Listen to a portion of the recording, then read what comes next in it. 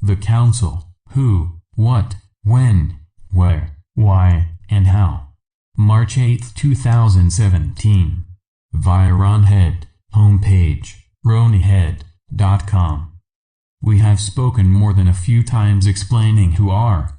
Some prefer to have names attached to this sort of message. We understand that. But you have been reading our messages for a few years now as being from the Council. Why is that? First, let us say that many who sit on this council either do not have names and have no need of them. Then there is also the fact that even upon your planet the beings sitting on this council are known by many names and many languages. You are not used to thinking in such terms, but it is true nevertheless. And even beyond that, you gave these names to us when you thought you were the center of a universe that you had no idea of the extent of.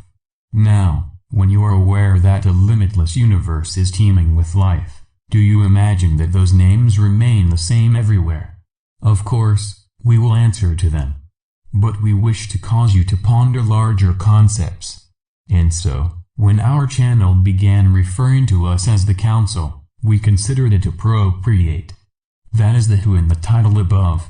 Now, as to the what in the title. What is this council? You know of many councils. Indeed, there are many. Some oversee star systems. Some oversee galaxies. And you really cannot fathom the scope of multidimensional multiverses. In the case of this council, we are defined by our purpose. Thus, this answer will also answer the why.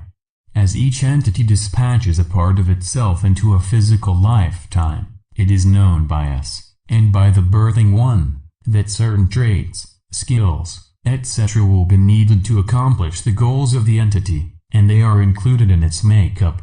But the memory that it holds in the non-physical, if it will interfere with the living of the life as planned, will be veiled from the new life's recall.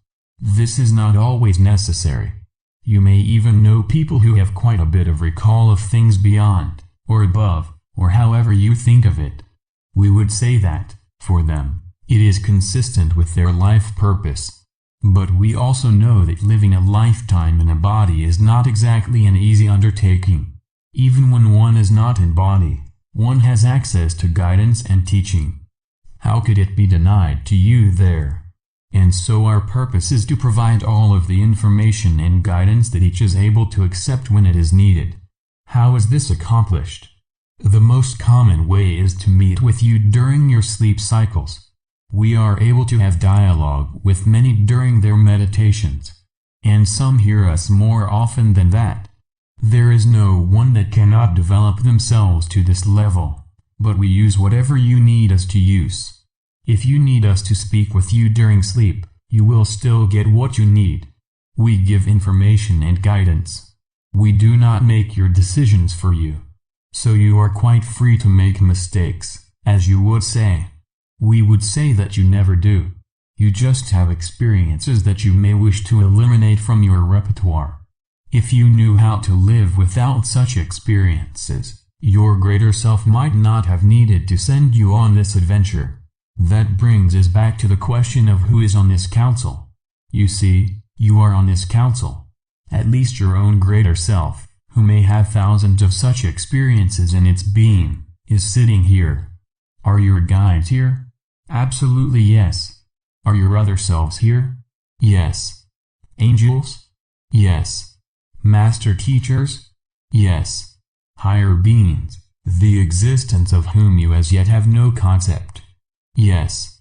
Basically, what we are saying is that, if you have need to know something, the appropriate knowledge will be provided to you. We will continue next with the question of when.